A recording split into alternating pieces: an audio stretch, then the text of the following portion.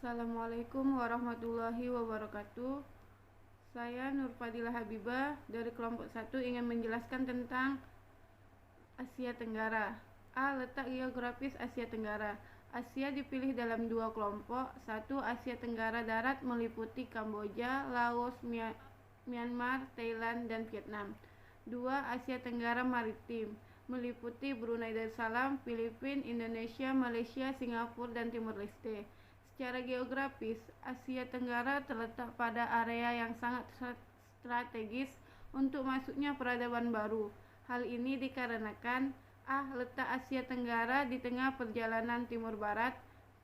B. Dihubungkan dengan Selat Malaka dan Laut Cina Selatan. C. Adanya beberapa bandar seperti Sriwijaya, Perlak, Pasai, Malaka, Batam, Cirebon, Makassar, Brunei, dan Patani. D. Adanya hubungan dengan Laut Hindia dan Laut Cina Selatan. E.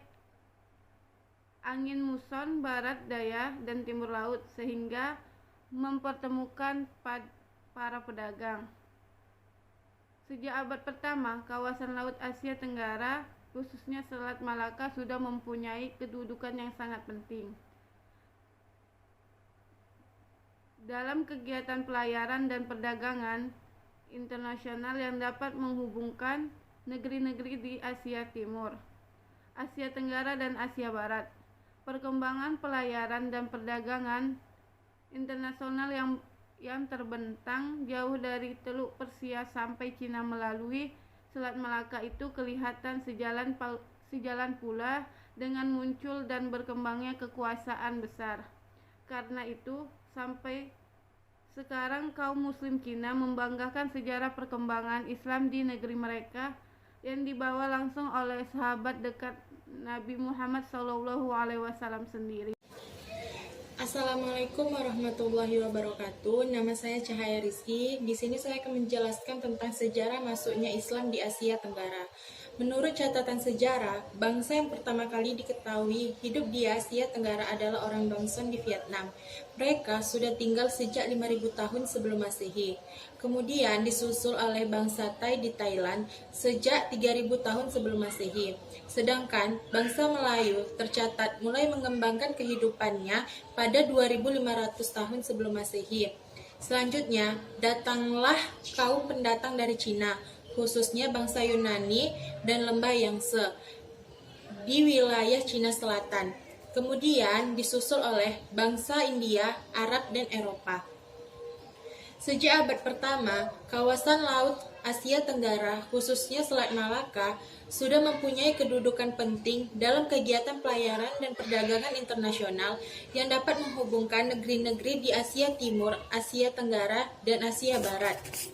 Mulai abad ke-7 dan abad ke-8, orang Muslim Persia dan Arab sudah turut serta dalam kegiatan pelayaran dan perdagangan sampai ke negeri Cina. Orang Muslim pertama yaitu Sa'ad bin Abi Waqqas. Ia adalah seorang mubalik dan sahabat Nabi Muhammad SAW. Dalam sejarah Islam di Cina, ia bukan saja mendirikan masjid di Kanto yang disebut Masjid Huazinzi. Karena itu, sampai sekarang kaum muslim di Cina membanggakan sejarah perkembangan Islam di negeri mereka. Sejak abad ke-7 dan sesudahnya, makin banyak orang muslim berdatangan ke negeri Cina, baik sebagai pedagang maupun mubalik yang secara khusus melakukan penyebaran Islam. Para pedagang muslim mulai mengunjungi Asia Tenggara pada abad ke-12 Masehi. Samudra Pasai adalah kerajaan Islam yang pertama. Ketika itu, Sriwijaya telah diambang keruntuhan. Kesultanan Malaka yang didirikan oleh salah seorang pangeran Sriwijaya berkembang kekuasaannya dalam perlindungan Tiongkok dan mengambil alih peran Sriwijaya sebelumnya. Agama Islam menyebar di sekitar kepulauan selama abad ke-13 dan abad ke-14 menggantikan agama Hindu, di mana Malaka yang para penguasanya telah beragama Islam berfungsi sebagai pusat penyebaran Islam di Asia Tenggara pada saat itu. Cukup sekian. Assalamualaikum warahmatullahi wabarakatuh. Perkenalkan, saya Dina Mustika dari kelompok 1. Di sini saya akan membahas mengenai teori-teori masuknya Islam di Asia Tenggara. Ada 3 teori masuknya Islam di Asia Tenggara. Yang pertama ada teori dari Semenanjung Arab. Teori ini dikemukakan oleh John Crawford dan disokong oleh Syed Muhammad Naqib Al-Atas dengan bukti. Yang pertama, aktivis perdagangan meneruskan catatan Cina yang menyatakan orang Arab dan Parsi mempunyai pertempatan di Kontom pada 300 Masehi. Yang kedua, pedagang Arab menguasai laut dari pelabuhan Iskandaria hingga ke Cina. Yang ketiga, pedagang Arab singgah di pelabuhan utama Asia Tenggara sebelum ke Cina. Yang keempat, adanya perkampungan Tasih di Sumatera Utara pada 650 Masehi menurut catatan Cina. Yang kelima, perkawinan dengan orang pesisir. Yang keenam, wujud persamaan tulisan kesusastraan di Asia Tenggara dan Arab. Dan yang ketujuh, pengislaman raja-raja Melayu oleh Syekh dari Arab. Yang kedua, ada teori dari Cina yang dikemukakan oleh Emmanuel Gadinho dengan bukti. Yang pertama, Kanfo atau Kanton menjadi pusat perdagangan Arab sejak abad ke-9 Masehi. Yang kedua, menyebarkan Islam di kalangan peniaga Cina, kemudian disebarkan di Asia Tenggara. Selanjutnya yaitu ada teori dari India yang dikemukakan oleh Snow Horgrove dengan bukti. Yang pertama, hubungan Asia Tenggara dengan India sudah lama terjalin karena perdagangan Islam di India sudah tersebar di Asia Tenggara. Yang kedua, Gujarat pelabuhan penting pada zaman Alauddin Khilji di India. Dan yang ketiga, adanya batu marmer pada batu nisan milik Al-Saleh di Pasai yang mempunyai ciri-ciri seperti ciri-ciri yang ada di India. Demikian penjelasan dari saya. Assalamualaikum warahmatullahi wabarakatuh. Yang selanjutnya ialah yang bagian D, cara penyebaran Islam di Asia Tenggara. Cara penyebaran Islam di Asia Tenggara diantaranya adalah melalui perdagangan. Masuknya Islam di Asia Tenggara salah satunya melalui perdagangan. Kesibukannya yaitu terjadi pada abad ke-7 hingga ke-16, sehingga menarik perhatian pedagang-pedagang Muslim diantaranya yaitu dari Arab, Persia, dan India, sehingga mereka ambil bagian di dalamnya.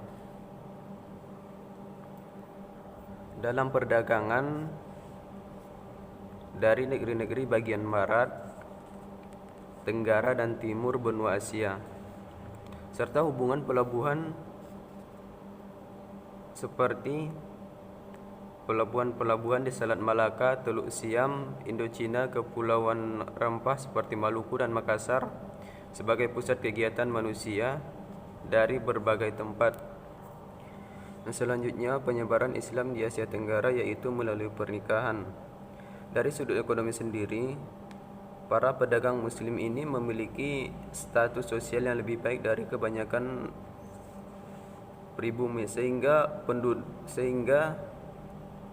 penduduk pribumi ini, terutama putri-putri bangsawan, tertarik untuk menjadi istri-istri dari saudagar tersebut. Dan sebelum saudagar-saudagar tersebut mengawini putri-putri bangsawan ini, maka sebelumnya mereka diislamkan. Yang selanjutnya, penyebaran Islam di Asia Tenggara melalui politik. Kebanyakan rakyat masuk Islam setelah rajanya memeluk Islam terlebih dahulu, seperti di daerah Maluku, Sulawesi, karena pengaruh politik raja ini sangat membantu tersebarnya agama Islam di daerah tersebut. Selain itu, baik di Sumatera dan Jawa maupun di Indonesia bagian timur, demi kepentingan politik, kerajaan-kerajaan Islam ini memerangi kerajaan-kerajaan non-Islam, sehingga kemenangan kerajaan Islam ini banyak menarik penduduk-penduduk yang bukan non-Muslim itu menjadi agama Islam. Yang selanjutnya, penyebaran Islam di Asia Tenggara melalui saluran tasawuf. Pengajar-pengajar tasawuf atau para sufi mengajarkan teosofi yang bercampur dengan ajaran yang sudah dikenal luas oleh masyarakat Indonesia. Dalam hal ini mereka mahir dalam hal yang magis dan mempunyai kekuatan-kekuatan menyembuhkan. Sehingga dengan tasawuf bentuk Islam yang diajarkan kepada penduduk pribumi ini memiliki persamaan dengan alam pikiran mereka yang sebelumnya itu menganut agama Hindu, sehingga agama yang baru ini yang diajarkan kepada mereka mudah diterima dan dimengerti oleh penduduk tersebut. Dan ajaran mistik ini berkembang di abad ke-19 Masehi, bahkan di abad ke-20 Masehi. Yang selanjutnya, penyebaran Islam melalui saluran pendidikan. Islamisasi juga dilakukan melalui pendidikan, seperti di pondok-pondok pesantren yang di penyelenggaraannya itu oleh ulama-ulama, guru-guru, kiai. Di pesantren tersebut, calon ulama, guru, dan kiai-kiai mendapat pendidikan agama, sehingga setelah keluar dari pesantren tersebut, mereka pulang ke kampung masing-masing dan berdakwah ke tempat tertentu untuk mengajarkan agama Islam.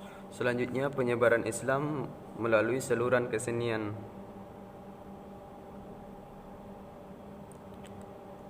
Saluran Islamisasi melalui kesenian yang paling terkenal seperti adalah pertunjukan wayang.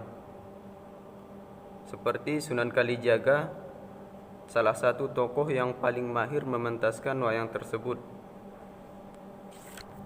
Sunan Kalijaga ini tidak pernah meminta upah dengan hasil pertunjukannya tersebut. Dia hanya meminta para penonton untuk mengikuti apa yang dia ucapkan, yaitu 2 kalimat syahadat. Selanjutnya adalah bagian E, pengaruh peradaban Islam di Asia Tenggara. Sebelum datangnya Islam ini, masyarakat Asia Tenggara berpegang pada amalan Hindu, Buddha, dan roh nenek moyang mereka yang terwujud dalam bentuk politik, ekonomi, dan sosial. Sehingga setelah Islam masuk, unsur-unsur yang diperkenalkan diantaranya adalah